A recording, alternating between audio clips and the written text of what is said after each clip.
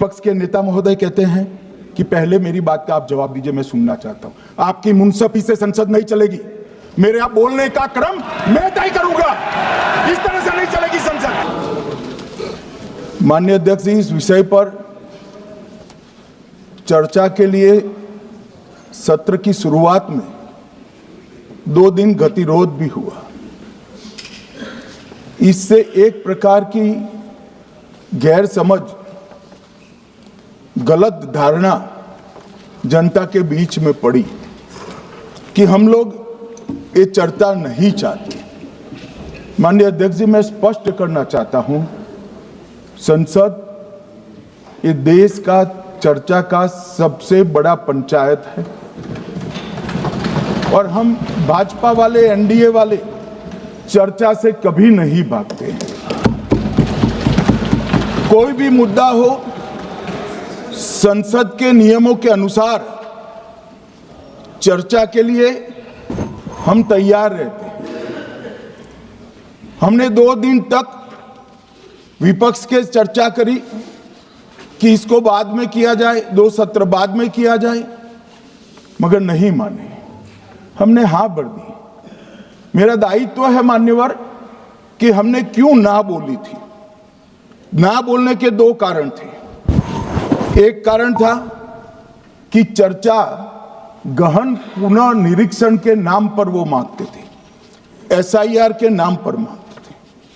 मान्यवर, मेरा बहुत स्पष्ट मत है कि एसआईआर पर इस सदन पे चर्चा नहीं हो सकती है, क्योंकि गहन पुनः निरीक्षण की जिम्मेदारी भारत के चुनाव आयोग की है। भारत का चुनाव आयोग और चुनाव आयुक्त ये सरकार के तहत काम नहीं करते। अगर जब चर्चा होती है और कुछ सवाल खड़े किए जाएंगे तो इसका जवाब कौन देगा? मान्यवर, जब उन्होंने कहा कि हम चुनाव सुधार पर चर्चा करने के लिए तैयार है, हम तुरंत मान गए और आज चुनाव सुधार पर ही चर्चा हुई। मान्यवर, लगभग 63 प्लीज मान्य दादा आप बीमार हो, मैं समझ रहा हूं, मगर बीमार ज्यादा हो तो घर पे रहा करो, यहां सदन का माहौल मत बिगाड़िए। मान्यवर, 63 सदस्यों ने प्लीज ऐसे माहौल, अरे यार, व्यक्तिगत बात है मेरी और दादा के बीच में, माहौल ठीक रहना चाहिए। मान्यवर, 63 सदस्यों ने पक्ष और विपक्ष से इस चर्चा में हिस्सा लिया है और जो चर्चा का समय हुआ था तय, उससे ज्यादा आपने समय लिया है। इसलिए भी मैं आपका धन्यवाद व्यक्त करना चाहता हूं। मान्यवर, चर्चा तय हुई थी चुनाव सुधारों के लिए, मगर ज्यादातर विपक्ष के सदस्यों ने एसआईआर पर ही चर्चा करी। अब चर्चा इन्होंने जिस तरह से शुरू करी है, जवाब तो मुझे देना पड़ेगा मान्यवर, और मैं मानता हूं उनको सुनना भी चाहिए। मान्यवर, इस एसआईआर पर, गहन पुनर्निरीक्षण पर एक तरफा 4 महीने से झूठ फैलाया और देश की जनता को गुमराह करने का प्रयास किया। और मेरा आग्रह है सदन के पक्ष और विपक्ष के सभी सदस्यों, मैंने एसआईआर की प्रक्रिया का, इससे जुड़े हुए संवैधानिक अनुबंधों का और भूतकाल में जो एसआईआर हुए वो सभी का गहन अभ्यास किया है। मैं आज आपके माध्यम से इस सदन को और सदन के माध्यम से पूरे देश की जनता को जो झूठ विशेषकर कांग्रेस पार्टी द्वारा फैलाया गया है, वो झूठ का मेरे तर्कों के हिसाब से जवाब देना चाहता हूं। आप बेटे ज्ञान मत दीजिए। मान्यवर, ये देश के संविधान में, मान्यवर, ये देश के संविधान से, संविधान के अनुच्छेद 2 से चुनाव आयोग की रचना हुई। एक प्रकार से चुनाव आयोग एक संवैधानिक संस्था है। संविधान के अंदर चुनाव आयोग का गठन, उसकी शक्तियां, चुनावी प्रक्रिया, मतदाता की परिभाषा और मतदाता सूची को तैयार करने और उसके सुधारने के लिए की शक्तियां, इसके बारे में स्पष्ट प्रावधान किए गए हैं। और मान्यवर, बड़ी विनम्रता से मैं बताना चाहता हूं कि प्रावधान जब किए गए तब हमारी पार्टी बनी ही नहीं थी। हमारी पार्टी के अलावे जो लोग हैं, इन लोगों ने संविधान सभा में चर्चा कर कर संविधान को बनाया था। इसलिए ये पूरी चुनाव की प्रक्रिया जो संविधान के अंदर व्याख्यायित की गई है और आज जो हो रहा है, ये दोनों के बीच में क्या अंतर है और आरोप क्या है, इसको मैं जवाब देना चाहता हूं। मान्यवर, फ्री एंड फेयर चुनाव कराने का हमारा संविधान ने जिम्मेदारी चुनाव आयोग की तय की। मतदाता सूची बनाने की और मतदाता सूची में सुधार करने की जिम्मेदारी भी चुनाव आयोग को दी।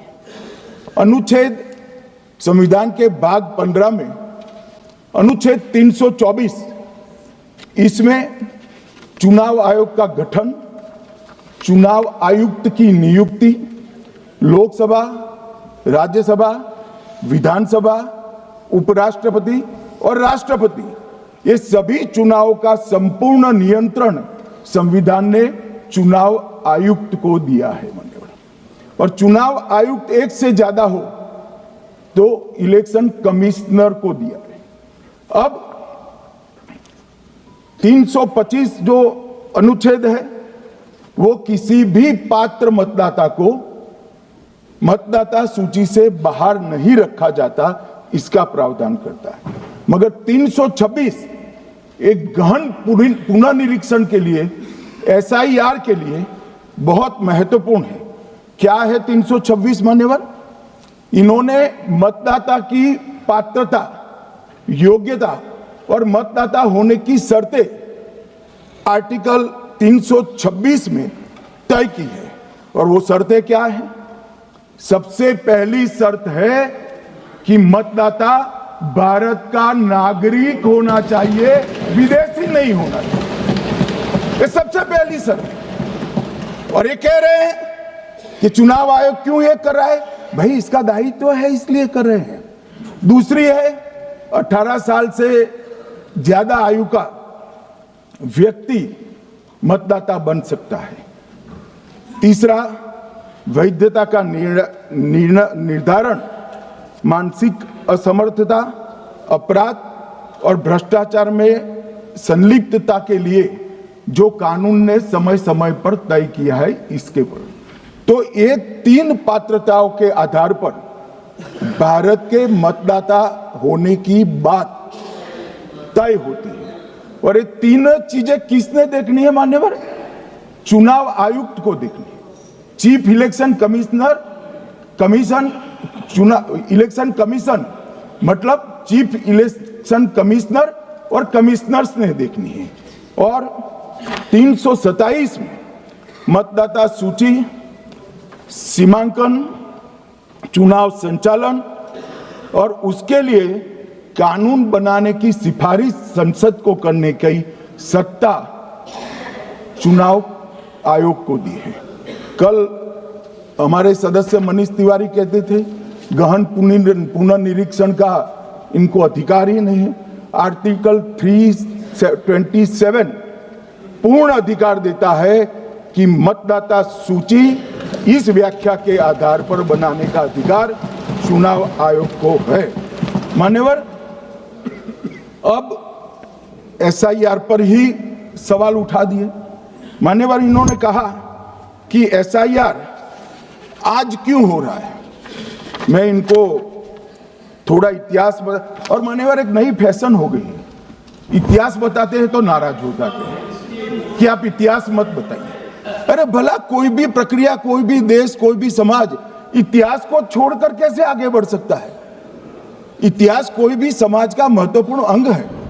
मान्यवर, हमारे लोकतांत्रिक इतिहास की शुरुआत 1952 से हुई, तो सबसे पहला गहन पुनर्निरीक्षण SIR कब हुआ?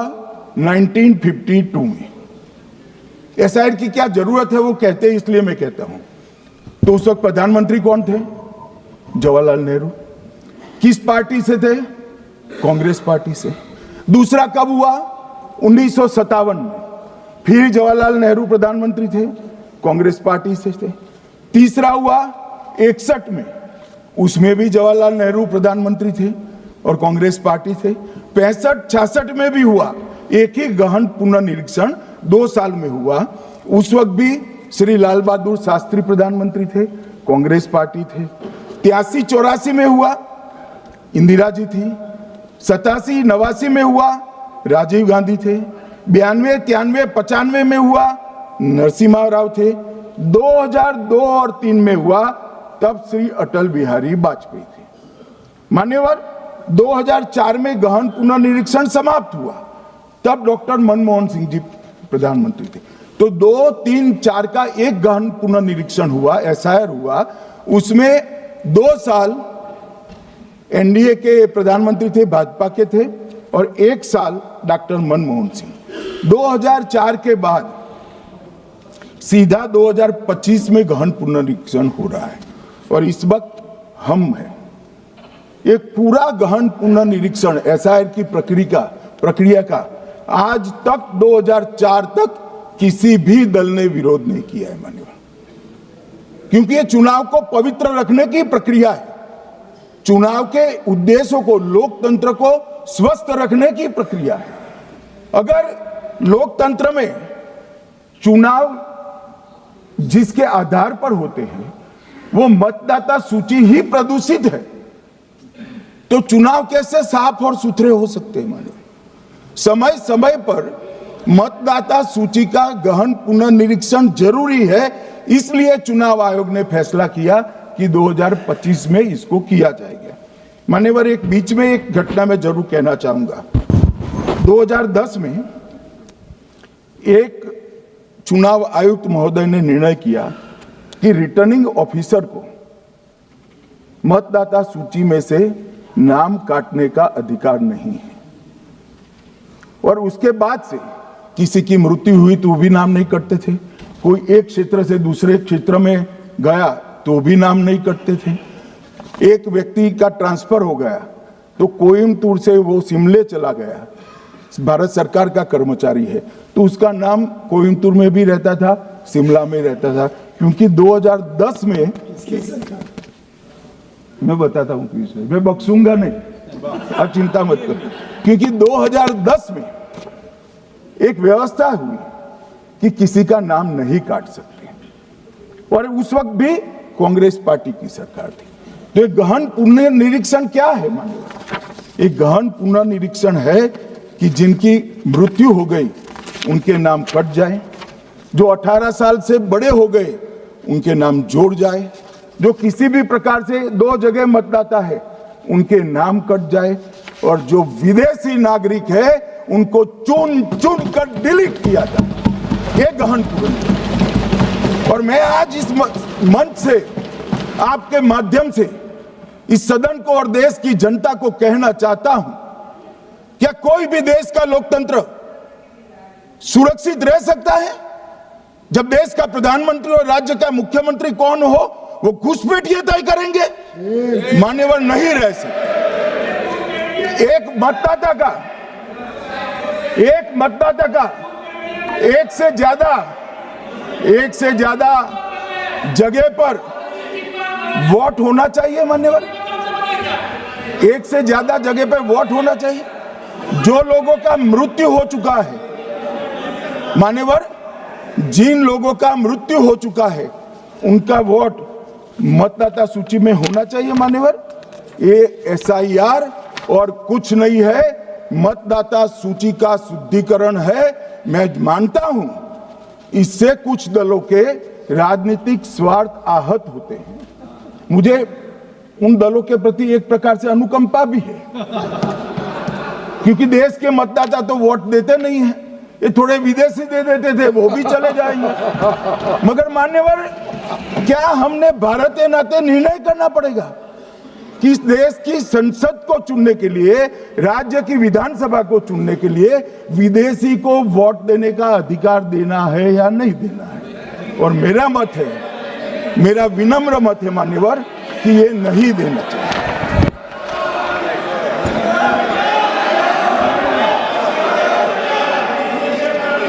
दादा बैठ जाइए प्लीज प्लीज। मान्यवर,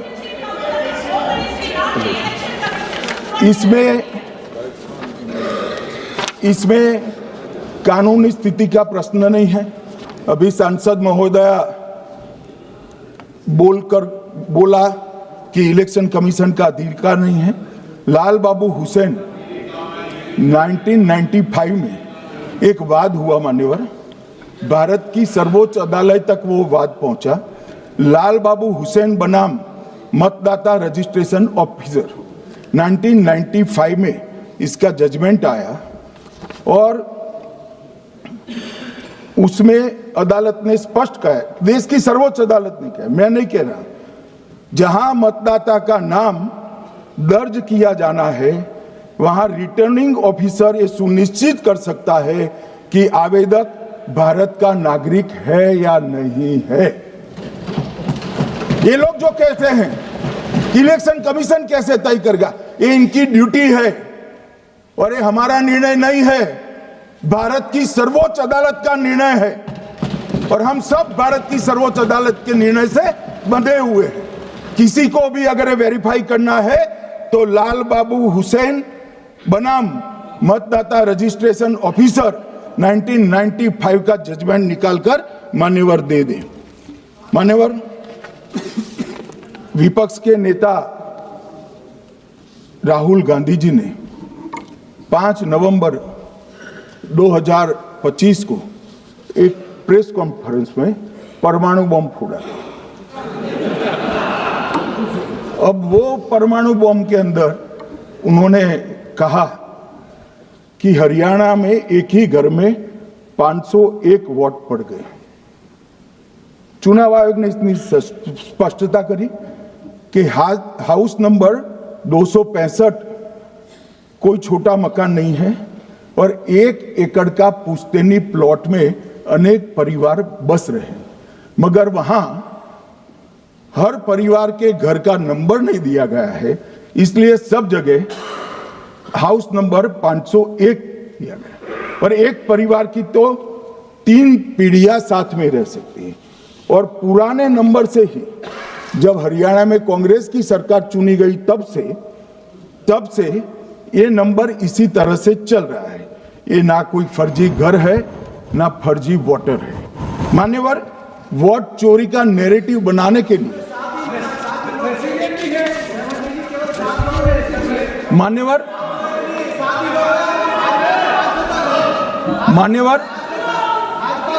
बिहार में भी मेरा भाषण पूरा हो जाने दो। नहीं, आप अभी पूरा भाषण नहीं, कई बार नाम आएगा।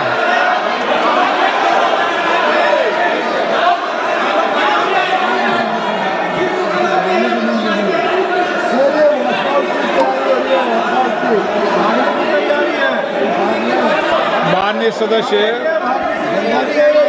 2 मिनट बैठिए, मैं कुछ बोलना चाहता हूं। 2 मिनट बैठिए, मैं एक मिनट। मान्यवर सदस्य, 1 मिनट। मान्यवर, मेरा विपक्ष के नेता से एक निवेदन है कि 2 मिनट सुन ले मुझे, बाद में उनको बोलने का मौका दीजिए। मान्यवर, 2 मिनट। मान्यवर, मेरा आपसे विनम्र निवेदन है, मैं आधी रात तक बैठने के लिए तैयार हूं, मुझे कोई आपत्ति नहीं।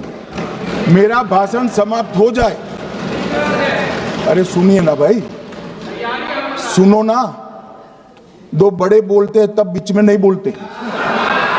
मान्यवर, मेरा भाषण समाप्त हो जाए। प्लीज नहीं। मान्यवर, मेरा भाषण समाप्त हो जाए बाद में, इसमें जितने भी मुद्दे विपक्ष के नेता खड़े करेंगे, मैं मेरी मर्यादा में इसका जरूर जवाब दूंगा, मुझे कोई आपत्ति नहीं है। मेरा विनंती इसलिए है माननीय,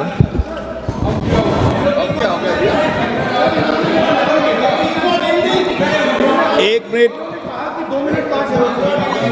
उनको पूरी बात करने दें। हाँ हाँ, मान्यवर, मेरा विनंती भी मान्यवर, नो प्लीज डिबेट नहीं करते बेटे। मान्यवर, मेरा विनंती इसलिए है कि शायद वो जो मुद्दा खड़ा करना चाहते हैं उसका जवाब मेरे आगे भाषण में आ जाएगा तो मुद्दा ही नहीं बचेगा, इसलिए मैं कह रहा हूं मुझे पूरा सुन लिया जाए। मान्यवर, बिहार में एक मतदाता की उम्र 34 साल बताई गई, 34 साल की है, इसको 124 साल बताया गया। सच था कि इसमें उम्र 124 बार छपी थी। बाद में मिंता देवी जी ने खुद बताया कि उन्होंने ऑनलाइन आवेदन किया था और वो ऑनलाइन आवेदन करने में गलती हो गई, इसके कारण उम्र 124 बार साल छपी थी। अब इसके आधार पर मतदाता सूची पर प्रश्न कर दिए। सुबोध कुमार नवादा, प्रेस कॉन्फ्रेंस में कहा गया कि एक राजनीतिक दल के बीएलए है, इनका नाम कभी आया ही नहीं, वो भी सच नहीं निकला। रंजू देवी रोहतास, उनको कहा कि एक कार्यकर्ता, उन्होंने बाद में रंजू देवी जी ने स्टेटमेंट दिया, जबरन बुलाकर उनकी वोटर लिस्ट से नाम काट लिया गया, ऐसा आरोप हुआ।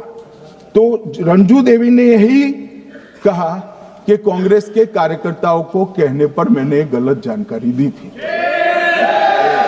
मान्यवर, ये जो प्रेस कॉन्फ्रेंस हुई और उसने जिस प्रकार का देश में माहौल बनाया, चलो ये तो मैंने आरोप जो लगाए थे और सत्य क्या है कहा, मगर मैं विपक्ष के नेता ने जो प्रेस कॉन्फ्रेंस में कहा कि मतदाता सूची ठीक नहीं है, इसको सुधार करना चाहिए, तो भाई गहन पुनर्निरीक्षण क्या है, एसआईआर क्या है, मतदाता सूची का सुधार करने की प्रक्रिया है, और वो कर रहे हैं तो भी विरोध कर रहे हैं, पुरानी मतदाता सूची कर रहे हैं तो भी विरोध कर रहे हैं।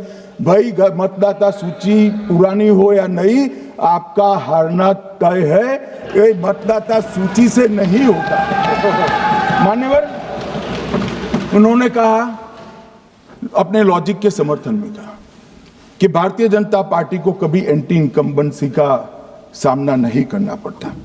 मान्यवर, एंटी इनकम्बेंसी इनके खिलाफ होती है जो जनहित के विरुद्ध काम करे। ये बात सही है कि भाजपा को एंटी इनकम्बेंसी का फायदा विरोध बहुत कम करना पड़ता है। हमारी सरकारें बार बार चुनकर आती हैं, चाहे राज्य में है या केंद्र में, परंतु ऐसा नहीं है कि हम 2014 के बाद एक भी चुनाव नहीं हारे। छत्तीसगढ़ में 18 में हारे, राजस्थान में 18 में हारे, मध्य प्रदेश में 18 में हारे, कर्नाटक में भी 14 के बाद हारे, तेलंगाना में हम जीत नहीं पाए, चेन्नई में हम जीत नहीं पाए, बंगाल में भी हम हारे। भाई तो तब तो ये मतदाता सूची बहुत अच्छी होती है, तब से नए कपड़े पहनकर आप शपथ ले लेते हो। उस वक्त मतदाता सूची का विरोध नहीं करते हो, और जब मुंह की पटखनी पड़ती है बिहार की तरह, तब मतदाता सूची का विरोध करते हो। माननीय मेरे दोहरे मापदंड नहीं चलेंगे लोकतंत्र में। जब आप जीतते हो तब चुनाव आयोग महान है, जब आप हारते हो तो चुनाव आयोग निकम्मा है, बीजेपी का कहने पर चलता है। जब आप जीतते हो मतदाता सूची अच्छी है, मतदाता सूची अच्छी है, और जब आप हारते हो तो मतदाता सूची खराब है। मान्यवर, मुझे कोई आपत्ति नहीं, इस प्रकार का भ्रांति फैलाए तो फैलाए, मेरा दायित्व है कि इस देश की जनता को एक ड्यूअल स्टैंडर्ड की जानकारी देना, जो मैं आज इस सदन में खड़े होकर दे रहा हूं। मान्यवर, आगे पर भी मैं इस विषय को कहूंगा, और ढेर सारे आरोपों के मेरे पास जवाब है। जो 3 प्रेस कॉन्फ्रेंस में, एक सादा प्रेस कॉन्फ्रेंस, एक एटम बम वाला प्रेस कॉन्फ्रेंस, एक परमाणु बम वाला, ये तीनों में क्या हुआ, इसके सारे जवाब मेरे पास है। मान्यवर, अब ये कहते हैं कि 2-2 जगह हैं, दो दो जगह मतदाता है। मान्यवर, किन किन लोगों के दो दो जगह मतदाता में, इसमें जिनके नाम दो जगह रजिस्टर्ड है उसका दोष नहीं निकालता मैं, क्योंकि एक जगह से कोई व्यक्ति दूसरी जगह गई तो 2010 के बाद इसको डिलीट करने का अधिकार आरओ के पास से ले लिया गया। इसके कारण ये विसंगतियां खड़ी हुई है। किसके हैं?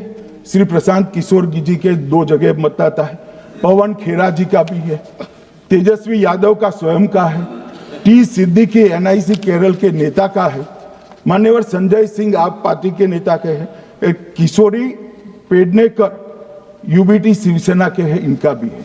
मान्यवर सामान्य गलतियां हैं, क्योंकि एक नियम आ गया, जिसका जब वोट काटने का जिसका अधिकार है उसको रोक लिया गया, तो आरओ वोट काट नहीं सकता था, इसलिए दो जगह रह गए। अब वो ही एक गहन पुनर्निरीक्षण से सुधरना है, मगर आप गहन पुनर्निरीक्षण को वोट चोरी कह रहे हो। मान्यवर, वोट चोरी किसको कहते हैं वो मैं बताना चाहता हूं, और हमारे यहां कुछ परिवार ऐसे हैं जो पुश्तैनी वोट चोरी करते हैं। अच्छा बोलिए आप। हाँ बोले आप, बोले। हाँ बोले आप, बोले। स्पीकर सर, मेरा कल एक सवाल था जो हिंदुस्तान के इतिहास में पहली बार डिसीजन लिया गया कि इलेक्शन कमीशन को, इलेक्शन कमिश्नर्स को फुल, हाँ नहीं फुल इम्यूनिटी दी जाएगी। ठीक है, ये है ना, इसका जवाब इसका पीछ मैं खत्म नहीं किया सर।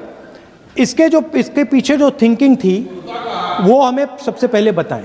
ठीक है। दूसरी बात, नहीं हरियाणा की जहां इनने बात की, इन्होंने एक उदाहरण लिया, वहां पर अनेक उदाहरण हैं।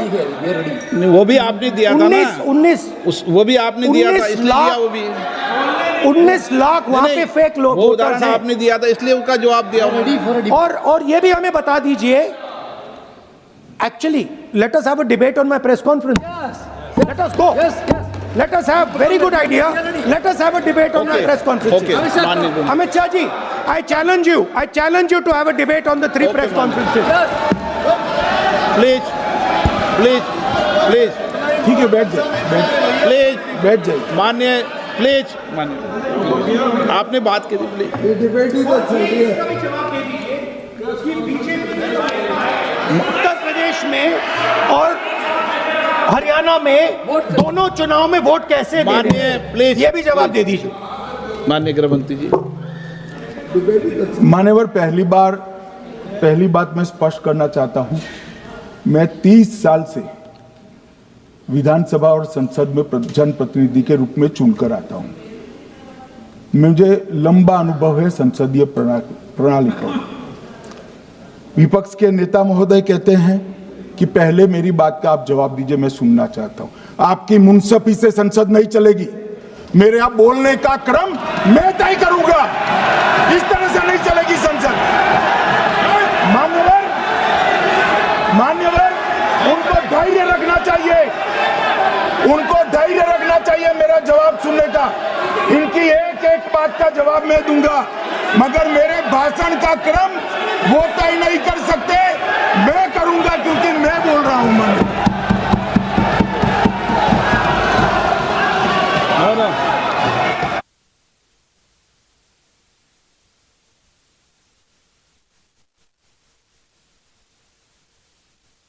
एक मिनट गृह मंत्री जी, एक मिनट गृह मंत्री, क्या गलत बोला उन्होंने यही बोला, आपने जो बात उठाई है मुझे कब बोलना है मैं तय करूंगा, यही बोला ना, उसमें क्यों उत्तेजित हो रहे हो आप?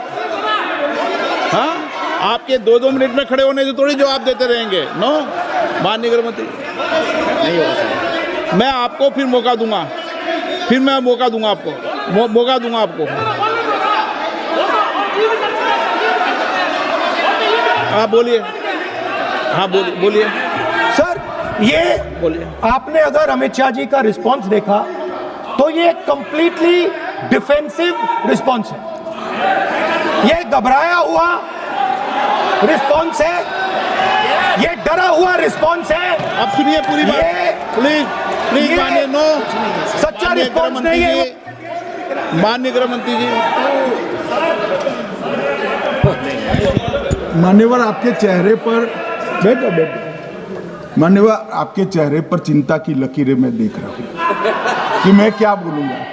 मैं उनके उकसावे में नहीं आऊंगा, मैं मेरे विषय पर बोलूंगा। मान्यवर मैंने इतना ही कहा कि मैं मेरे भाषण का क्रम मैं तय करूंगा।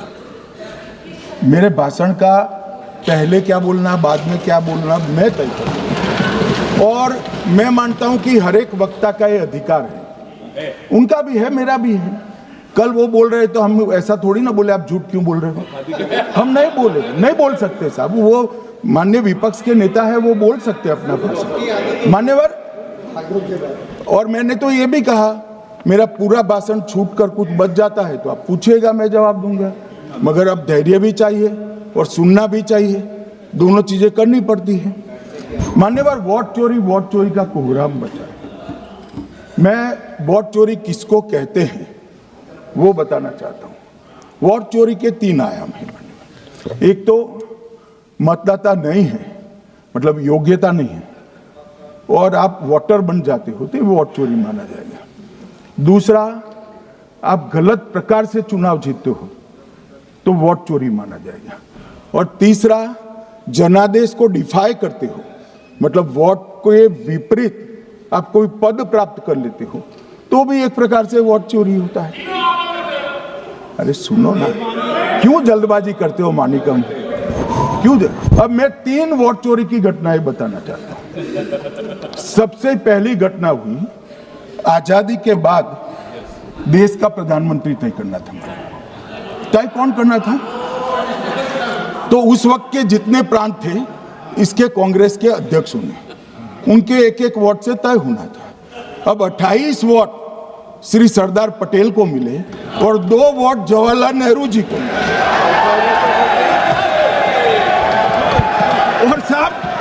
और साहब प्रधानमंत्री जवाहरलाल जी बने।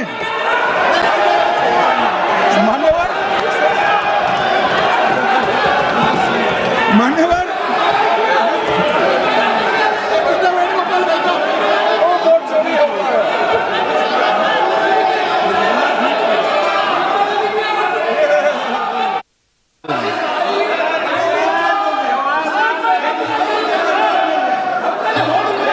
प्लीज माननीय गृहमंत्री जी, माननीय गृहमंत्री जी, प्लीज।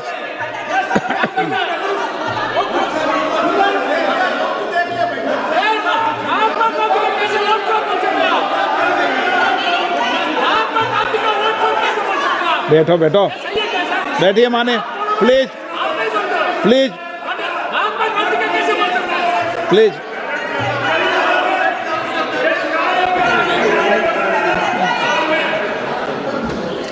मान्यवर दूसरी, प्लीज बैठिए बैठिए माननीय सदस्य, प्लीज, हर बार नहीं उठते, बैठिए। मान्यवर दूसरे प्रकार की वोट चोरी और नैतिक तरीके से चुनाव जीतना, ऐसी वोट चोरी भी भूतकाल में एक बार हुई थी। श्रीमती इंदिरा गांधी रायबरेली से चुनी गई। इलाहाबाद हाईकोर्ट में श्री राजनारायण पहुंचे कि चुनाव नियमों के अनुसार नहीं हुआ। इलाहाबाद हाईकोर्ट ने ये तय कर दिया कि श्रीमती गांधी ने उचित तरीके से चुनाव नहीं जीता है, हम इसको रद्द कर देते। मान्यवर ये भी वोट चोरी थी, बहुत बड़ी वोट चोरी थी। और उसके बाद में क्या हुआ? उसके बाद में वो वोट चोरी को ढकने के लिए संसद में कानून लाया कि प्रधानमंत्री के खिलाफ कोई केस ही नहीं हो सकता। मैं विपक्ष के नेता को कहना चाहता हूं, इम्यूनिटी की बात आप चुनाव आयोग की पूछ रहे हैं, इसका तो मैं जवाब दूंगा, इम्यूनिटी का। मगर ये इम्यूनिटी जो श्रीमती गांधी ने दी थी, इसके लिए आपका क्या कहना है? आपका क्या जवाब है? और उन्होंने तो स्वयं के लिए ले ली, उनका आरोप है। प्लीज, ऐसे नहीं चलता मान्यवर, आप जब बोले जब 5-5 मिनट में उठेंगे क्या? ये मान्यवर उनका नौ, आरोप है। आप भी बोले, आप भी बोले, आप भी बोले। 9 गलत, एक मिनट में सदस्य नहीं उठेगा ना। मान्यवर उनका आरोप है कि सरकार ने बनाया तो लोकतंत्र ने बनाया, तो जो समय का केस था वो बताया है, आगे का तो बताया। मोदी जी को भी सब लोगों ने प्रधानमंत्री बनाया है भाई, आपकी कृपा से नहीं बने हैं। मान्यवर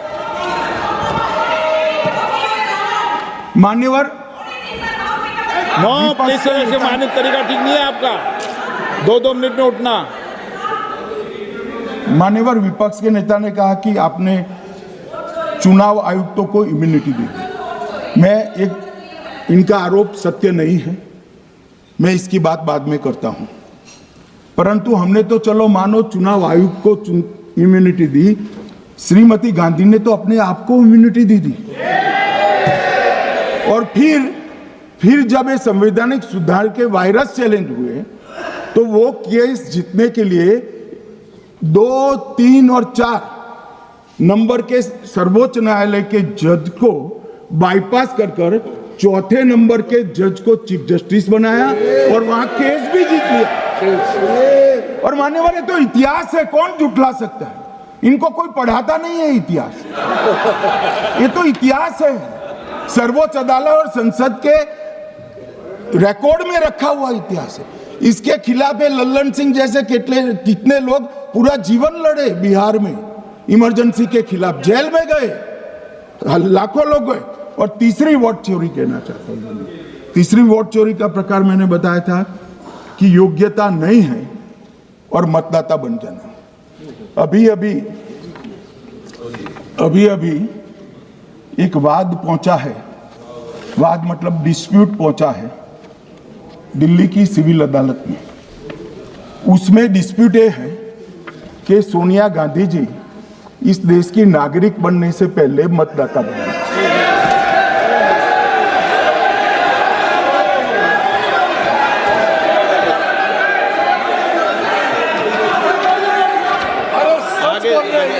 आगे सुनो, बोल क्या रहे, पूरी बात तो सुनो। मान्यवर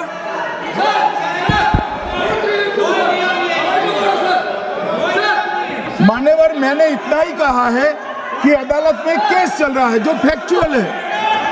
अब जवाब तो उनको अदालत में देना है, सोनिया जी ने यहां क्यों दे रहे? अदालत में जवाब देना है।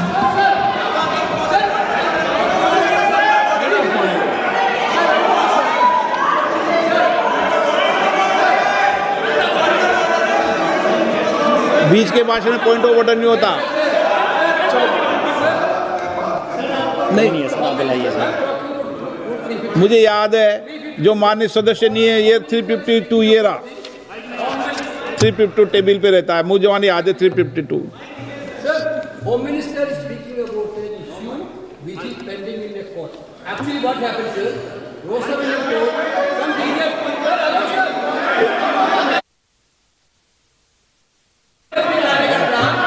filed a case on Madam Sonia Gandhi's voting on that 80.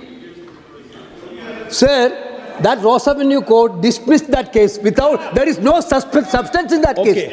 After that, the same person given an appeal. Gandhi not even voted in that election. I am challenging Home Minister.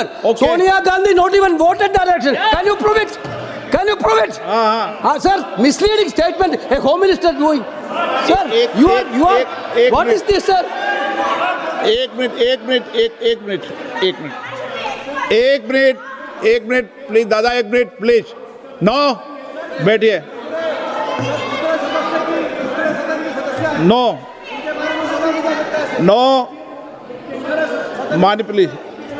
देखिए मान्य सदस्य, 2 दिन से मैं चर्चा को सुन रहा हूँ और 352 आपने भी पढ़ा है, मैंने भी पढ़ा है, ठीक है ना।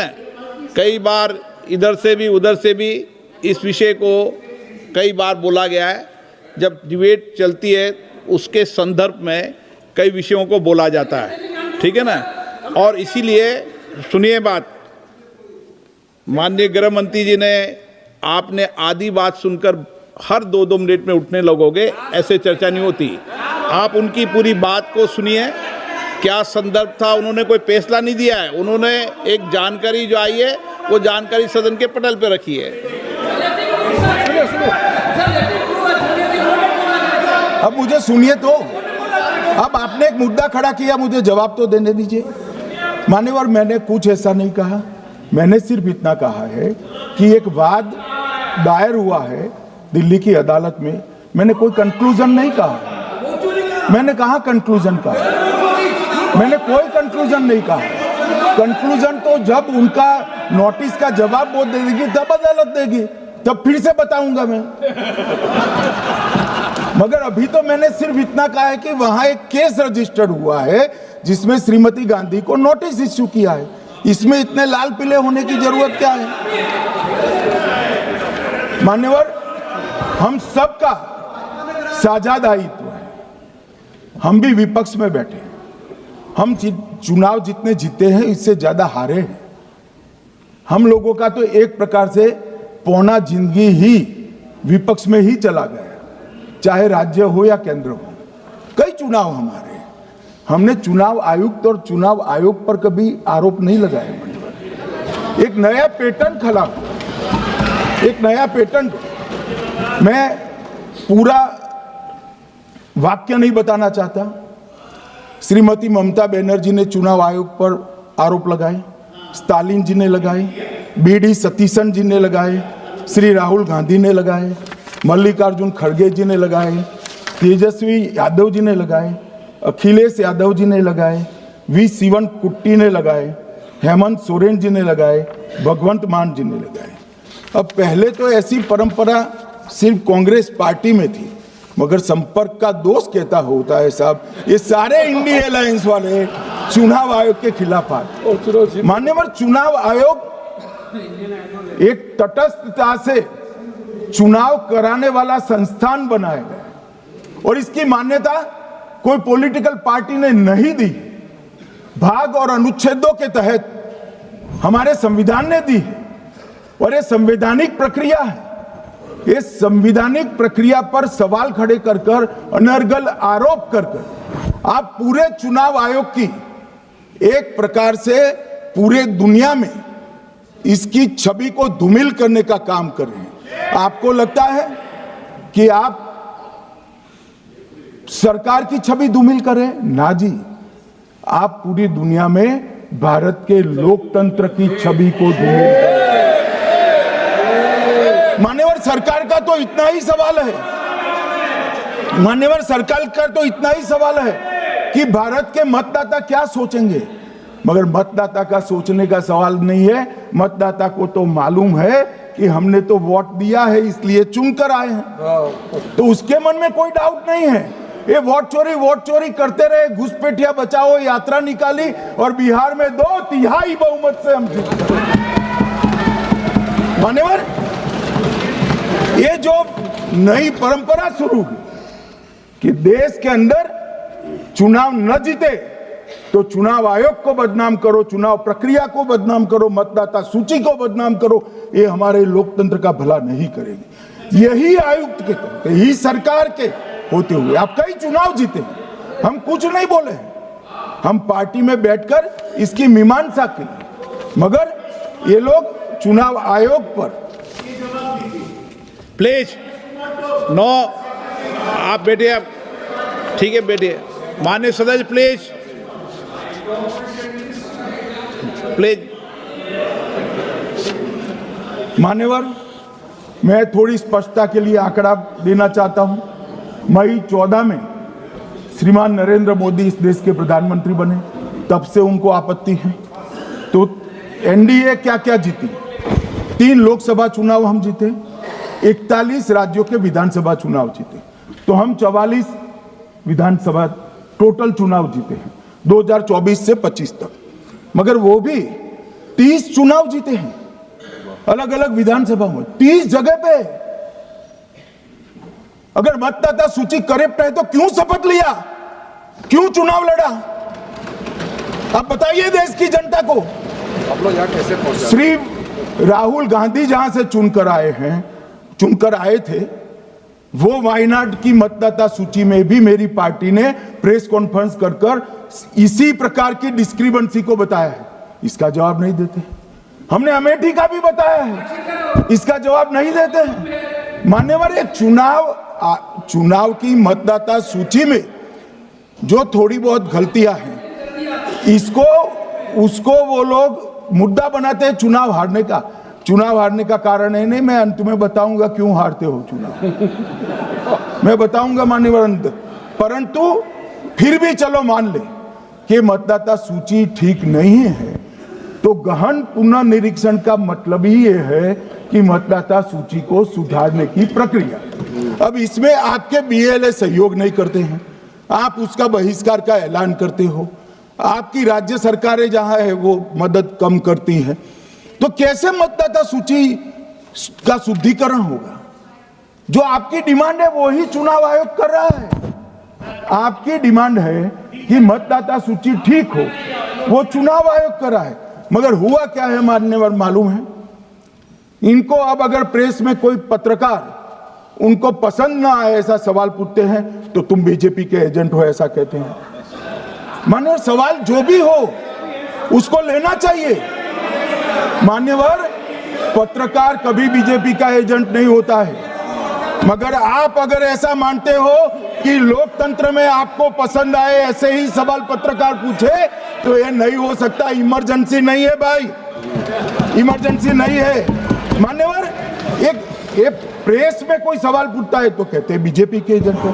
केस हारते हैं तो जज पर आरोप कर देते हैं, चुनाव हारते हैं तो ईवीएम पर आरोप करते हैं। ईवीएम की दलील अब गले नहीं उतरती तो वोट चोरी का मुद्दा लेकर आए। वोट चोरी का मुद्दा लेकर पूरा बिहार में यात्रा निकाली, फिर भी हार गए। अब हारने का कारण आपका नेतृत्व है, ये हारने का कारण ईवीएम और मतदाता सूची नहीं। और अगर ये मानते हैं मान्यवर,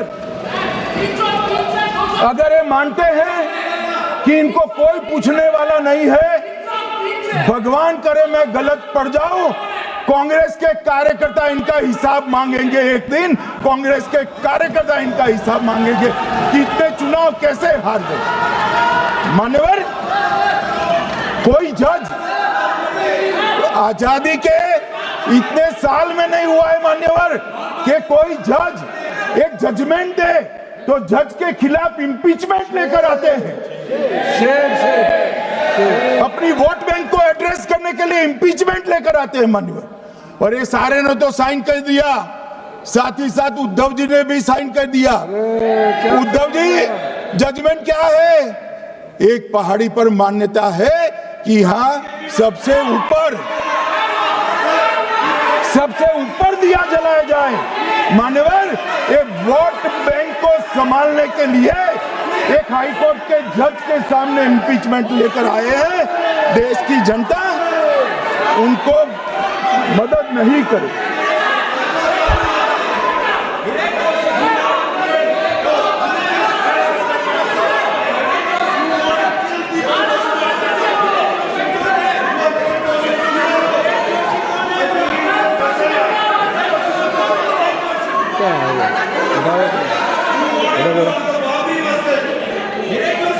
प्लीज नो, माननीय गृह मंत्री जी।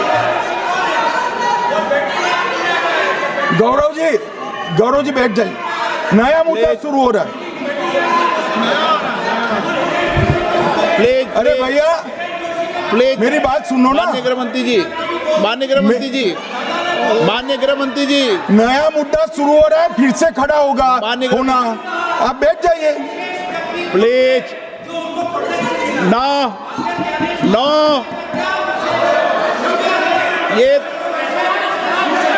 ये तरीका नो। मणिकम जी प्लीज बैठिए। नो, ये तरीका ठीक नहीं है। प्लीज बैठे। हार, आपको ज्यादा समस्या है क्या? हर 2 मिनट में खड़े होने की, हर 2 मिनट में खड़े होने की समस्या है क्या आप लोगों को? बैठिए, ऐसे नहीं चलेगा। मान्यवर, 2014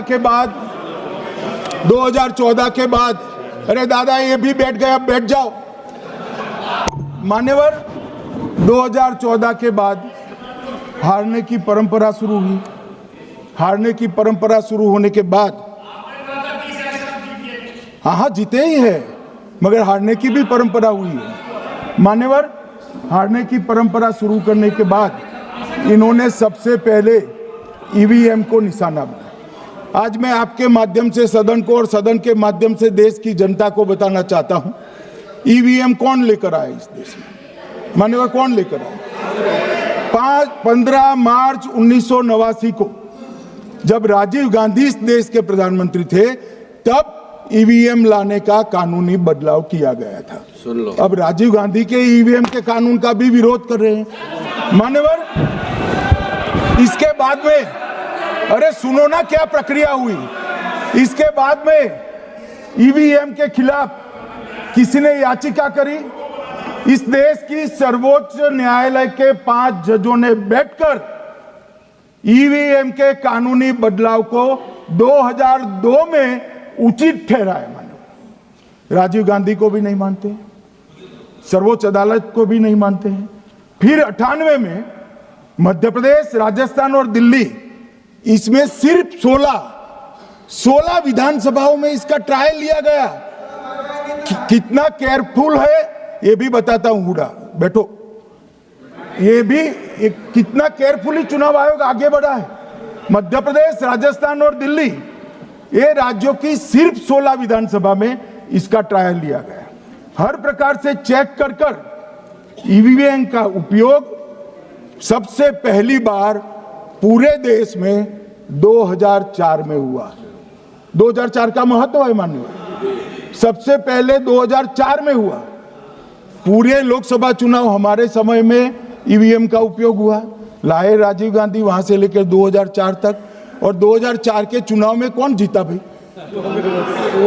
वो जीत गए। उस वक्त ईवीएम की चर्चा बंद।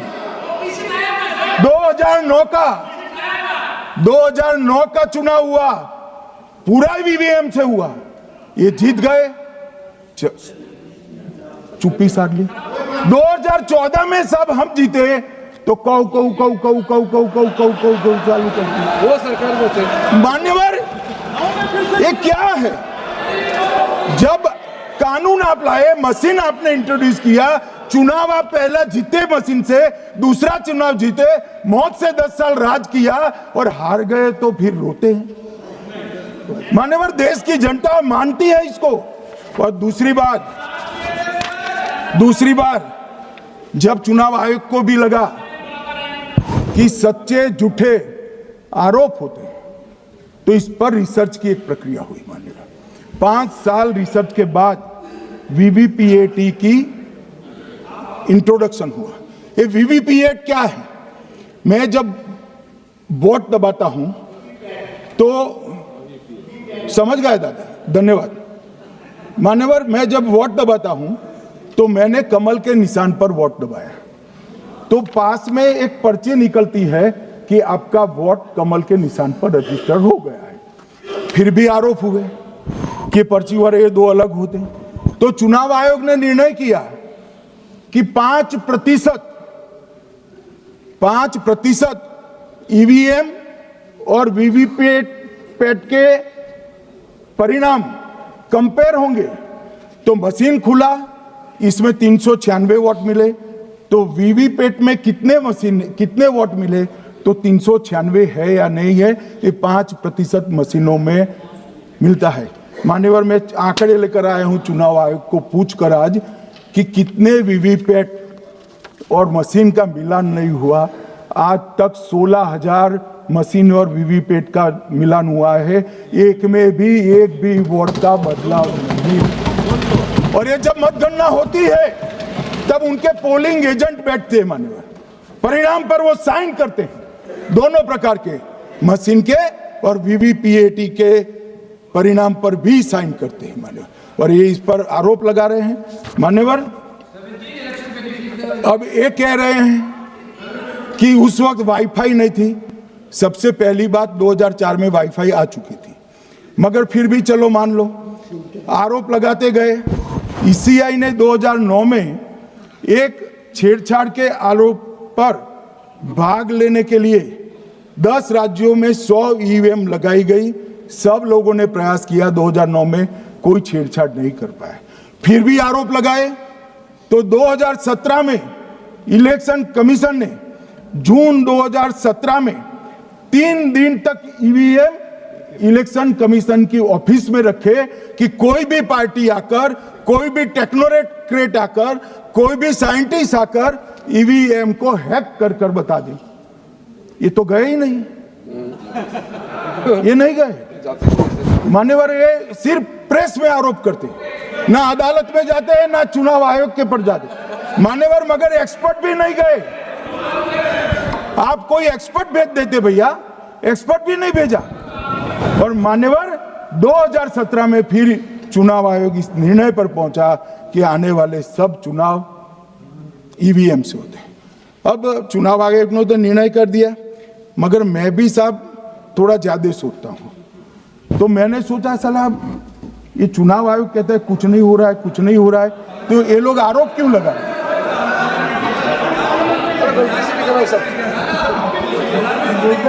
मान्यवर, मेरे शब्द कोई ऐसे हो तो काट दीजिए। काट दिया राहुल जी। मान्यवर, मैंने सोचा कि भाई कुछ गलती नहीं है। मान्यवर, कोई गलती नहीं है तो ये लोग विरोध क्यों कर रहे हैं? फिर मुझे याद आया कि मान्यवर, जब इनके जमाने में चुनाव होते थे, बिहार और यूपी में सरकारें बनाती होती थी, पूरे के पूरे वोट के बक्से हाईजैक कर लिए जाते। ईवीएम आने से ये बंद हो गया, ईवीएम आने से बंद हो गया। और मान्यवर, चुनाव की चोरी बंद हुई है, इसलिए पेट में दर्द हो रहा है। ईवीएम का दोष नहीं है, चुनाव जीतने का तरीका जनादेश नहीं था, करप्ट प्रैक्टिसेस थी, इसके कारण चुनाव जीतते थे। अब आज ये पूरे एक्सपोज हो चुके हैं। जब जनादेश पर चुनाव होता है तो आप जीत सकते हो, जीतो, स्वागत है उसका, मगर जब हारते हो तो अन्य कारण बताना, जैसे पहले मैंने कहा, ऐसा बताना ये ठीक नहीं है। मान्यवर, कल मैंने लीडर ऑपोजिशन का भाषण स्वयं यहां बैठकर सुना है। पूरा भाषण उनका धागों में उलझ गया, थ्रेड्स में उलझ गया। मान्यवर, ये कहते हैं पीएम का शेड्यूल देखकर चुनाव आयोग चुनाव तय करता है। मेरा सभी सांसद महोदय से करबद्ध निवेदन है कि चुनाव होने के पहले के 1 महीने पीएम का शेड्यूल, और पीएम को लगभग 24 और 16 कितना होता है, 40 महीना हो गया। इसमें से किसी भी 1 महीने का शेड्यूल दिखाओ। पीएम की गति ही इतनी है, कोई भी महीना उठाओगे तो इतने ही प्रवास करते हैं। मान्यवर, इसको चुनाव का कोई लेन देन नहीं है। हमारे प्रधानमंत्री जनसंपर्क में आजादी के बाद सबसे ज्यादा प्रवास करने वाला प्रधानमंत्री। और मैं जानता हूं साहब, मैं जानता हूं नरेंद्र मोदी जी को 2001 से मैं बता सकता हूं, एक भी दिन की छुट्टी नहीं, एक भी वैकेशन नहीं, लगातार जनता का काम करना। मैंने कभी नहीं देखा उनको वैकेशन में। कई बार इनका अनुकरण करने का प्रयास करते हैं तो बीपी बढ़ जाता है। इतना ये फिर रुक जाएंगे प्लीज। मान्यवर, ये पूरी चर्चा चुनाव सुधार पर थी। मैंने आज ये भी जांच करा,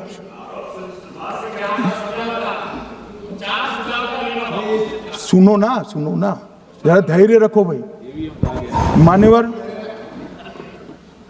मैंने आज सुबह चुनाव आयोग के वहां जांच कराई। जांच मतलब कोई गोपनीय चीज नहीं पूछी है, आप इसका इशू मत बने। मैंने ये पूछा कि चुनाव सुधार के लिए मई 2014 के बाद कौन सी पार्टी से कितने आवेदन आपको मिले, क्योंकि चुनाव सुधार जो करना है इसकी प्रक्रिया क्या है मान्यवर। चुनाव सुधार सभी राजनीतिक दलों के साथ चर्चा कर कर चुनाव आयोग भारत सरकार के विधि मंत्रालय को भेजता है और विधि मंत्रालय इसका कानून बनाकर संसद के सामने रखता है, ये प्रक्रिया है। तो मैंने सोचा कि इतना बड़ा हो हल्ला हुआ तो ढेर सारे चुनाव सुधार कांग्रेस पार्टी ने दिए होंगे, तो मैं जरा उसका पूछा कर दूं, लगे हाथ तो इसकी भी बात कर लूं, इसमें गोपनीय क्या है। तो मैंने पूछा तो साहब मुझे एक रहस्य मालूम पड़ा कि आज तक मई 2014 से चुनाव आयोग को एक भी चुनाव सुधार का सुझाव कांग्रेस पार्टी से नहीं मिला। मान्यवर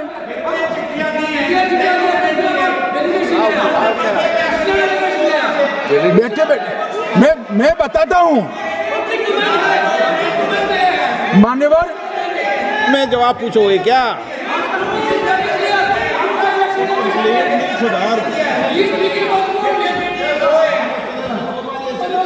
आप भी बोले, हर बोलने पर एक एक बार उठेंगे क्या? हर चीज का जवाब पूछेंगे क्या आप? नो, ये तरीका ठीक नहीं है। नो, ये तरीका ठीक नहीं है। नो नो माननीय सदस्य, प्लीज बैठिए बैठिए बैठिए बैठिए बैठिए बैठिए बैठिए बैठिए अच्छी परंपरा रखें। ओके,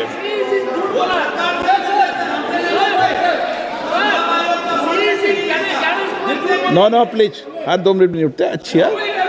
नो ऐसी, नो प्लीज बैठिए आप, प्लीज बैठिए, प्लीज बैठिए, प्लीज बैठिए, सुनिए प्लीज, प्लीज बैठिए। माननीय सदस्यगण, ये कभी परंपरा नहीं रही कि सत्ता पक्ष और प्रतिपक्ष का कोई भी माननीय सदस्य कभी बोल रहा हो तो हर विषय पर बैठे बैठे टिप्पणी करना या हर विषय पर खड़े होकर सवाल पूछना, ये परंपरा कभी नहीं रही। आपने भी भाषण दिया आज, आपको कोई ने बीच में उठ के पूछा कोई ने? माननीय गृह मंत्री, अच्छी परंपराएं लागू करो, अच्छी तरह चलाएं सदन। मैं मेरे स्टेटमेंट पर कायम हूं।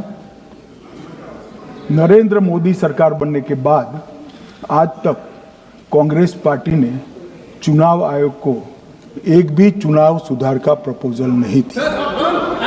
मान्यवर, ये कई बार मिलने गए हैं, मैंने उनका प्रेस कॉन्फ्रेंस भी देखा है। उनका प्रेस कॉन्फ्रेंस था चुनाव प्रक्रिया के अंदर उनका जो डिस्प्यूट है वो ऑन गोइंग इलेक्शन में इसको रजू करने का। चुनाव सुधार जो होता है, चुनाव के पहले चुनाव के नियम जो तय होते हैं, इसके लिए सभी दलों को बाकायदा पत्र लिखा जाता है और कोई मांगे तो उसको समय भी देना पड़ता है। ये दो अलग चीज है। माननीय गृह मंत्री, मान्यवर, 1 मिनट गृह मंत्री। माननीय सदस्यगण, सदन का समय माननीय गृह मंत्री जी के वक्तव्य की समाप्ति तक बढ़ाया जाता है। माननीय गृह मंत्री जी। मान्यवर, कर विपक्ष के नेता ने 3 सवाल पूछे थे और 4 सुझाव दिए थे। पहला सवाल था मुख्य न्यायाधीश को चुनाव आयोग चयन समिति से बाहर क्यों निकाला गया, पहला सवाल था। दूसरा सवाल था दिसंबर 2003 में कानून बदलकर चुनाव आयोग को पूर्ण प्रतिरक्षा क्यों दी गई। और तीसरा शार्प क्वेश्चन था सीसीटीवी फुटेज 45 दिन में नष्ट करने का कानून क्यों लाए। कानून नहीं लाए हैं, सर्कुलर चुनाव आयोग ने इश्यू किया है, मगर ठीक है, हार्द मैं समझ रहा हूं ये क्यों कर रहे हैं। ये 3 इसके जवाब थे। मान्यवर, मैं इसमें से सबसे पहले सवाल का जवाब देना चाहता हूं। मान्यवर, मुझे पूरा सुनकर जरा आप आपत्ति लीजिएगा, क्योंकि मैं बताऊंगा तो पास से ही, मगर वर्तमान का भी जवाब दूंगा। मान्यवर, 73 वर्ष तक इस देश में चुनाव आयोग की नियुक्ति का कोई कानून ही नहीं था। माननीय सभी सदस्य ध्यान से मुझे सुने,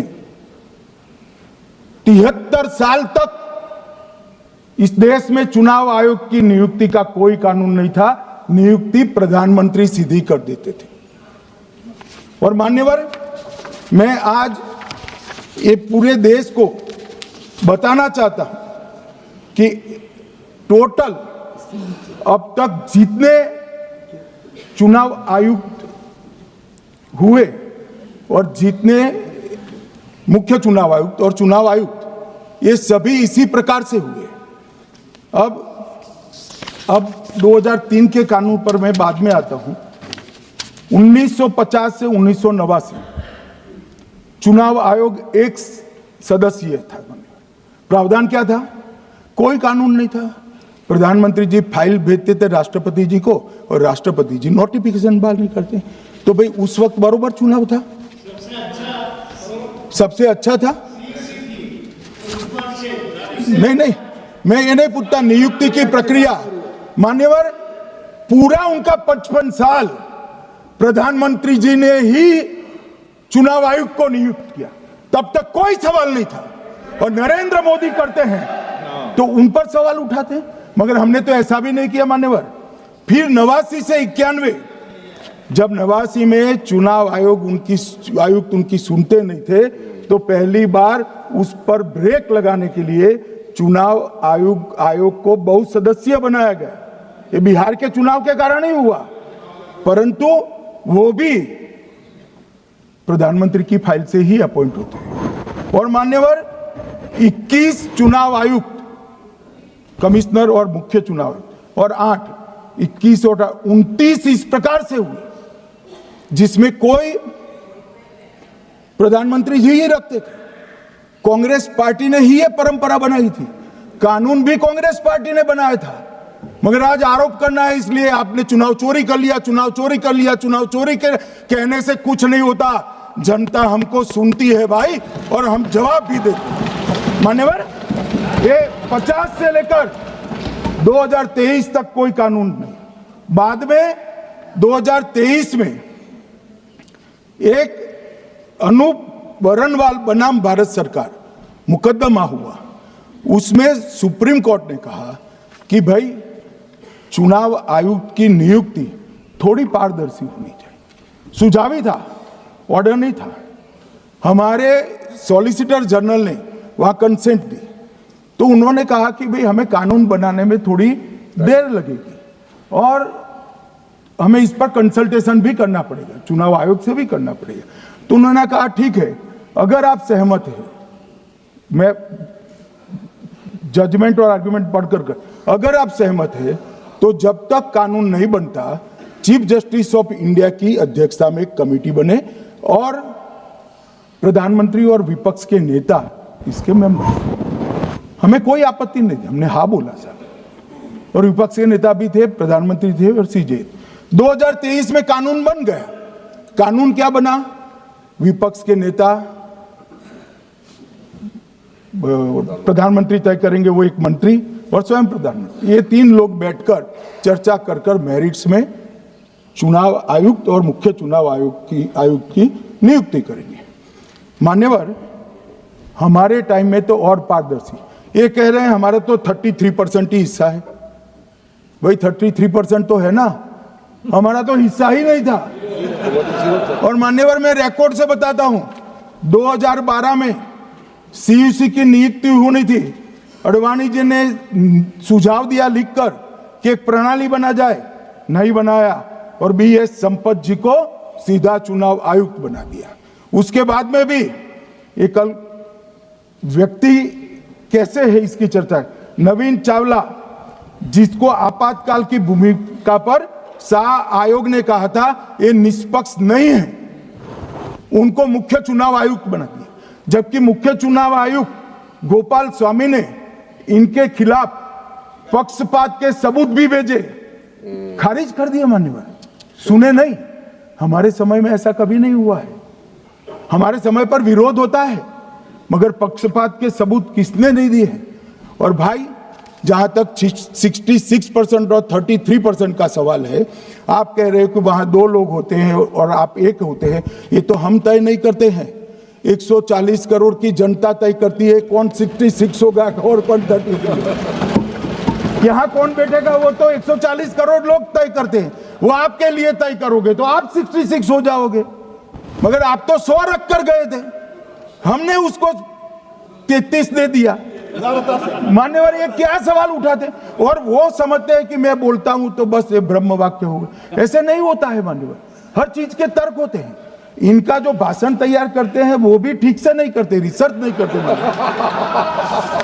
मान्यवर। इन्होंने सीसीटीवी फुटेज 45 दिन में इलेक्शन कमीशन ने नष्ट करने का निर्णय किया, इस पर आपत्ति उठाई। मान्यवर, जन प्रतिनिधित्व अधिनियम 1951 की धारा 81 में एक प्रावधान है। प्रावधान क्या है? उम्मीदवार चुने जाने के बाद 45 दिन में चुनाव याचिका दायर कर सकते हैं। 45 दिन के बाद इसको कोई चुनौती नहीं दे सकता। ये नियम 1991 में बना, तब उस वक्त सीसीटीवी फुटेज नहीं था। सीसीटीवी फुटेज बाद में चुनाव आयोग ने एक सर्कुलर से रूल्स में बदलाव कर ऐड किया। अब किया क्या है चुनाव आयोग ने? सीसीटीवी फुटेज का जो रिकॉर्ड है उसको जन प्रतिनिधित्व अधिनियम की 1951 की धारा 81 के साथ संरक्षित किया है, मतलब अलाइन किया है कि 45 दिन के बाद कोई डिस्प्यूट की प्रोविजन ही नहीं है एक्ट में, तो 45 दिन के बाद ये सीसीटीवी फुटेज क्यों रखना चाहिए? अब इतनी सादी समझ नहीं है सब, मैं क्या कर सकता हूं? सब समझ के कोई इंजेक्शन नहीं होते जो भड़ाम से दे दिया। मान्यवर, ये धारा 81 1951 से है, मगर पहले पर्चियों से होते थे तो पर्ची के लिए थी। अब सीसीटीवी फुटेज का कैमरा आ गया तो सीसीटीवी फुटेज ऐड कर दिया। मान्यवर, उन्होंने कहा, और इस वक्त जब सीसीटीवी फुटेज जब प्रक्रिया में ऐड किया, तब स्पष्ट चुनाव आयोग ने कहा था कि सीसीटीवी रिकॉर्डिंग संवैधानिक दस्तावेज नहीं है, ये आंतरिक प्रबंधन है। किस चीज का आंतरिक प्रबंधन? कि चुनाव सीज होने के बाद कोई पुनः मतदान की अर्जी करता है कि भाई ये मतदान मथक में चुनाव ठीक नहीं हुआ, तो चुनाव आयोग जो निर्णय करता है वो सीसीटीवी फुटेज के आधार पर करता है। पहले मौखिक करता था, टेक्नोलॉजी आई, सीसीटीवी फुटेज स्वीकार कर लिया। अब ये आंतरिक प्रबंधन के लिए है मान्यवर। फिर भी चुनाव आयोग का जो निर्णय मैं बताता हूं, उन्होंने कहा सामान्य जनता को एक्सेस होना चाहिए। रूल्स बनाया गया है, सामान्य व्यक्ति सीसीटीवी फुटेज उच्च न्यायालय में जाकर 45 दिन के अंदर ऑर्डर करा सकता है। अब ये कहेंगे 45 दिन में जजमेंट नहीं आएगा, मगर उच्च न्यायालय इतना ऑर्डर कर सकता है कि सीसीटीवी फुटेज आप डिस्ट्रॉय मत करना। मान्यवर, राजनीतिक दलों को एक्सेस देने का उन्होंने प्रावधान करा है, तो वो चुनाव को चैलेंज करे राजनीतिक दल 45 दिन के अंदर। ऑटोमेटिक जो चुनाव चैलेंज होता है मान्यवर, उसका सीसीटीवी फुटेज नियमों से हम चुनाव आयोग रिजर्व कर देता है। मान्यवर, ये प्रक्रिया कुछ पढ़ते नहीं। इसके बाद पॉलिटिकल एजेंटों को एक्सेस होनी चाहिए। पॉलिटिकल एजेंट भी मान्यवर हाईकोर्ट से इसको प्राप्त कर सकता है। अब करते कुछ नहीं, एक भी ना हाईकोर्ट में अर्जी करी ना चुनाव आयोग में करी, और सीसीटीवी फुटेज का बहाना लेकर बोलने लगे। अब इतने लाखों बूथों का सीसीटीवी फुटेज हर नागरिक मांगने लगा कोई कारण के बगैर, तो किस प्रकार से चुनाव आयोग दे सकता है? किस प्रकार से दे सकता है? यहां हुआ क्या है, सब प्राप्त करना चाहते हैं वो प्रेस कॉन्फ्रेंस करना। उनको लगता है कि मेरी प्रेस कॉन्फ्रेंस ये संवैधानिक प्रावधान के तहत होती है। ऐसा नहीं होता है भाई। प्रेस कॉन्फ्रेंस जो करते हो जिन मुद्दों का, इसकी लीक कर अर्जी दे दो, टपक से मिल जाएगी सारी लीक। मगर अर्जी नहीं करते, कोर्ट में नहीं जाते हैं, चुनाव आयोग में नहीं जाते हैं, और चुनाव चोरी हो गया, चुनाव चोरी हो गया, चुनाव चोरी हो गया करते। मान्यवर, ऐसे नहीं चलेगा। इस देश को, लोकतंत्र को आप धूमिल नहीं कर सकते, और सबने सीखना चाहिए, और भाषण ढंग से तैयार करने का भी सीखना चाहिए। मान्यवर,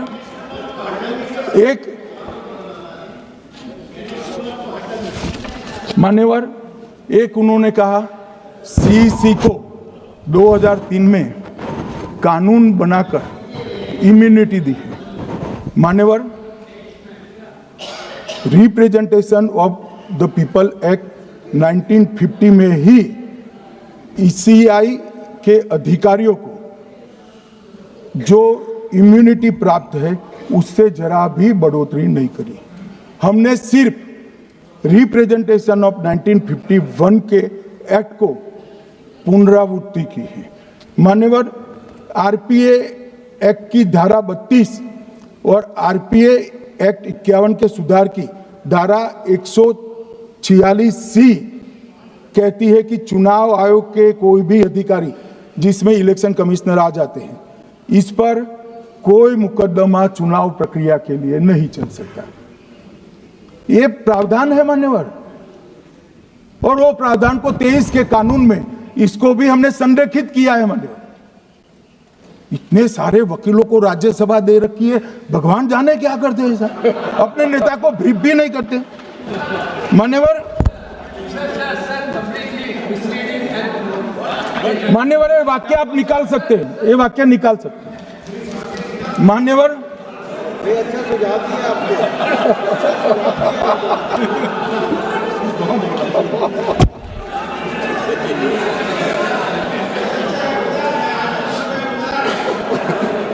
मान्यवर, फिर ये सब हो रहा कल देर रात को मान्यवर, मैं मेरा भाषण तैयार कर लूं, तो मैंने अपने आप को पूछा कि ये सब इतना स्पष्ट है तो ये मुद्दा क्यों उठा रहे। मेरी समझ में अगर इतना पढ़कर आता है तो उन्होंने भी तो पढ़ा होगा। ये मुद्दा क्यों उठा रहे? मूल मुद्दा है अवैध घुसपैठियों को मतदाता सूची में रखने का। इन लोगों ने मान्यवर,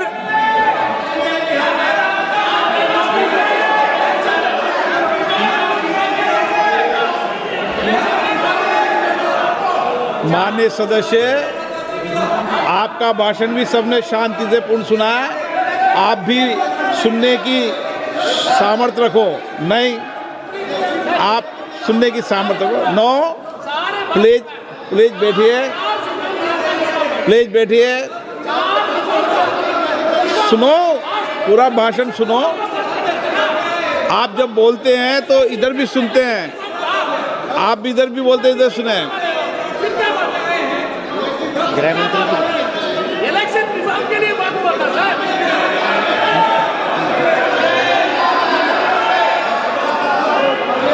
दादाजी,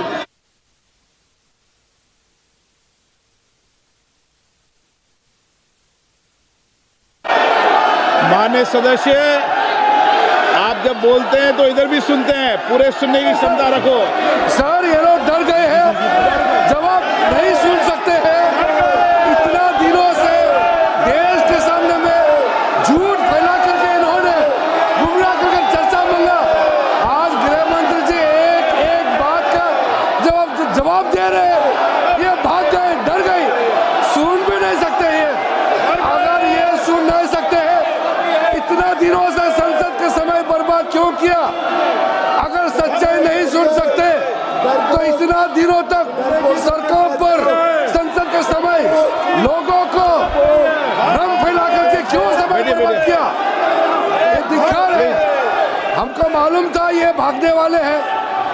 सच्चाई को सुनना चाहिए, सच्चाई को सुनना चाहिए। और जब सच्चाई सामने में आया तो डर गए, सुनने का कैपेसिटी तक नहीं है, और इतना गुमराह किया। पिछले सेशन का पार्लियामेंट सेशन इन्होंने तबाही किया, मॉनसून सेशन को भी इन्होंने बर्बाद किया इसी मुद्दे पर, और ये हमारे शीतकालीन समय को भी इन्होंने 2 दिन बर्बाद किया। आज बारीकी से जब बता रहे थे ये लोग भाग गए, ये तो ठीक नहीं है।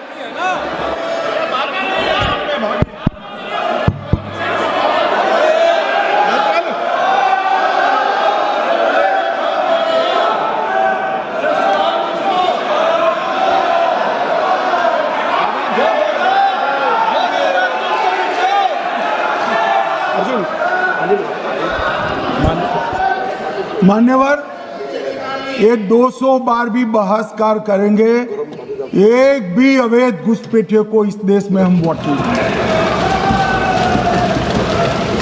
ये हमारे एनडीए का पॉलिसी है मान्यवर। डिटेक्ट मतलब ढूंढो, डिलीट करो, मतदाता सूची में नाम काटो और उनको डिपोर्ट करो। हम संवैधानिक प्रक्रिया कर कर डिटेक्ट, डिलीट और डिपोर्ट ये पूरा करेंगे। ये क्यों सदन छोड़कर भाग गए? मैं इनके सामने तो कोई बात भी नहीं कर रहा था, ना कांग्रेस पार्टी के सामने बात कर रहा था। मैं तो बात कर रहा था घुसपैठियों को देश के बाहर निकालने की। अब ये तो देखिए साहब,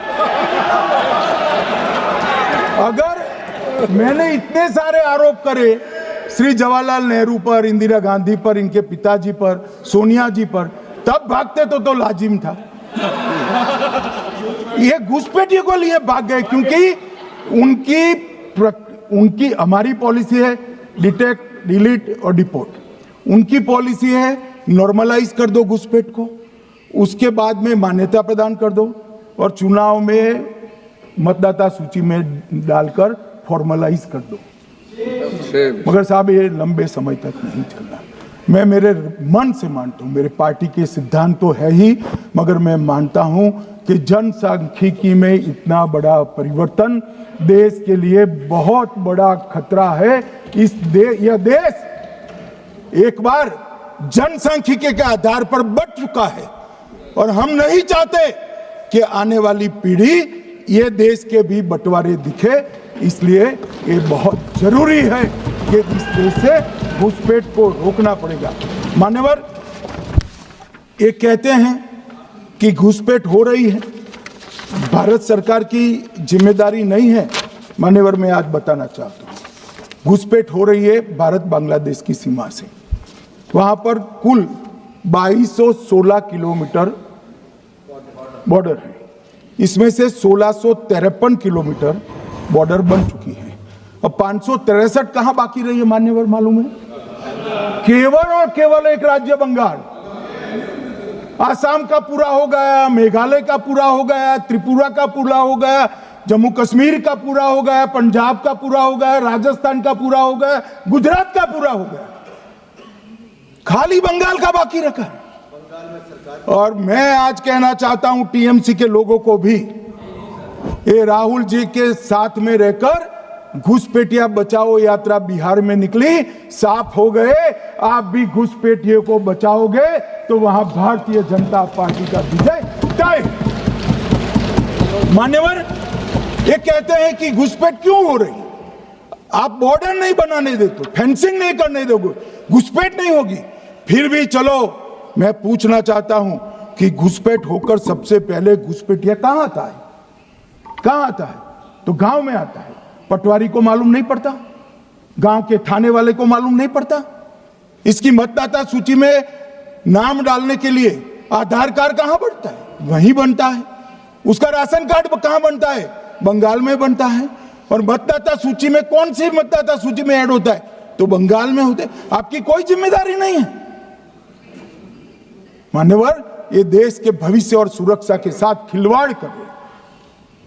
कभी कभार चुनाव तो जीत जाओगे घुसपैठियों के आधार पर, परंतु इस देश की सुरक्षा को आप ताक पर रखो।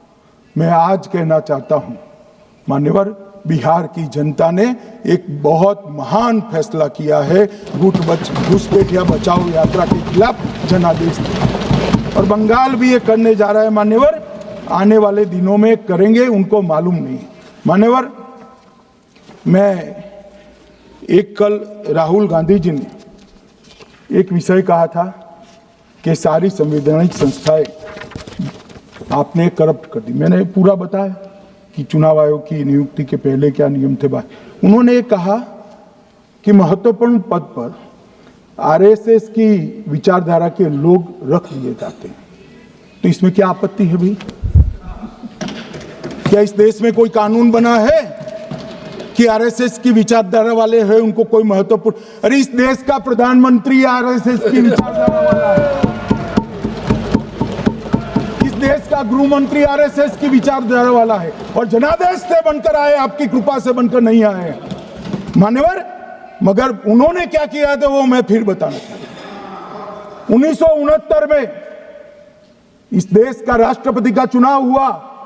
1969 में इंदिरा जी अपनी पार्टी के अंदर ही संघर्ष करती थी। पार्लियामेंट्री बोर्ड ने राष्ट्रपति के चुनाव के प्रतिनिधि के रूप में कांग्रेस पार्टी का अधिकृत उम्मीदवार बनाया श्री संजीव रेड्डी को, और इंदिरा जी ने प्रधानमंत्री रहते हुए अपने पार्टी के मैंडेट को ही डिफाई कर कहा कि राष्ट्रपति का चुनाव में वोटिंग अंतर आत्मा की आवाज से करनी चाहिए, और उन्होंने श्री वीवी गिरी को प्रत्याशी बनाया मान्यवर।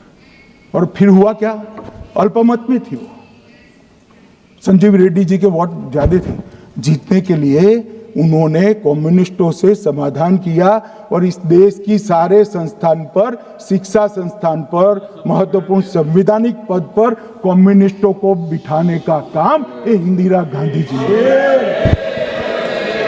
और वहीं से इस देश के विमर्श को बदलने का काम किया है, वहीं से किया है। वामपंथी विचारधारा इस देश के प्रकृति को, इस देश के स्वभाव को, इस देश की जनता को स्वीकार्य नहीं है, और इसीलिए वामपंथी लुप्त हो गए मान्यवर। उन्होंने इस देश के युवा धन को वामपंथी विचारधारा पर डाइवर्ट करने का काम किया है, जो 2014 से फिर से नरेंद्र मोदी जी ने इसको एक अच्छी तरीके से, लोकतांत्रिक तरीके से परिष्कृत करने का काम कर रहे हैं मान्यवर।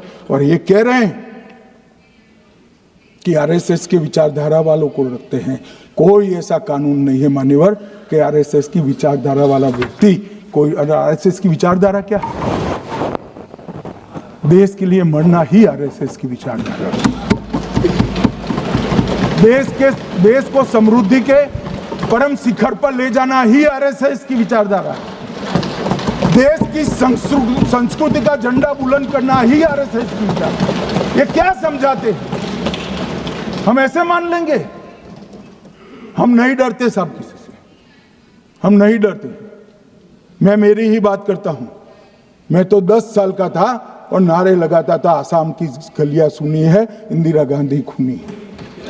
हम तो वहां से लड़ते लड़ते आए हैं, हम नहीं डरते मान्यवर। और मान्यवर, इन्होंने कहा कि वोट चोरी से जीतते हैं, वोट चोरी से नहीं जीते हैं। आपने सर्जिकल स्ट्राइक का विरोध किया, इसलिए हम जीते हैं। आपने एयर स्ट्राइक का विरोध किया, इसलिए जीते हैं। आपने 370 हटाने का विरोध किया, इसलिए जीते हैं। आपने राम मंदिर बनाने का विरोध किया, इसलिए जीते हैं। आपने घुसपैठियों को हटाने का विरोध किया, इसलिए जीते हैं। आपने सीएए का विरोध किया, इसलिए हम जीते हैं। आपने ट्रिपल तलाक हटाने का विरोध किया, इसलिए जीते हैं। और आप 1 नेशन 1 इलेक्शन का विरोध कर रहे हो, इसलिए हम फिर से जीते हैं। माननीय 60 करोड़ गरीबों के घर में इस देश के प्रधानमंत्री जी ने घर पहुंचाया, गैस पहुंचाया, पानी पहुंचाया, शौचालय पहुंचाया, 5 किलो अनाज मुफ्त पहुंचाया, और 5 लाख तक की दवाइयां मुफ्त कर दी। क्या समझते हैं कि वोट चोरी कर कर जीते हैं? इस देश के इंफ्रास्ट्रक्चर को 40 साल देख लीजिए और हमारे 11 साल देख लीजिए, इंफ्रास्ट्रक्चर को 3 गुना बढ़ाने का काम हमारे प्रधानमंत्री नरेंद्र मोदी, और इसलिए जनता हमें जिताती है। और मैं तो अभी भी कहना चाहता हूं, चले गए हैं मान्यवर, मैं अभी भी कहना चाहता हूं,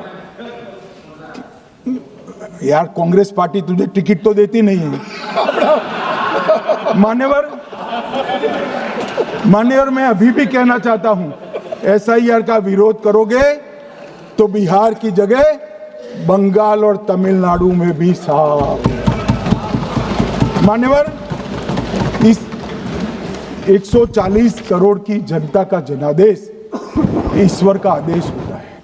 हमारे यहाँ तो कहते हैं ना कि जनता ही जनार्दन होती है, तो जनता का फैसला श्री कृष्ण का फैसला होता है, जनार्दन का फैसला। और वो जनता के फैसले को ये लोग वोट चोरी इस तरह की भाषा का प्रयोग करते हैं। जनता देख रही है, जनता आंख मूंद कर नहीं बैठी। मान्यवर, मैं तो धन्यवाद करना चाहूंगा हमारे पार्लियामेंट्री अफेयर्स मिनिस्टर का कि इन्होंने तो एक अलग रास्ता कर SIR पर चर्चा कर ली, वरना इनका झूठ एक तरफा जनता में जा रहा था। आज आपने भी मुझे इतना विपुल मात्रा में समय दिया, जरूरत पड़ी वहाँ प्रोटेक्शन भी दिया, मुझे संरक्षण दिया, इसलिए मैं आपका भी धन्यवाद करना चाहता हूँ। और अंत में फिर से एक बार श्री राहुल गांधी के भाषण लिखने वालों को कहना चाहता हूँ कि तथ्य ढंग से ढूंढ कर लिखे, इनकी यहाँ पर तकलीफ होती है। सभा की कार्रवाई कल गुरुवार दिनांक 11 दिसंबर 2025 को प्राप्त 11 बजे तक के लिए स्थगित की जाती है।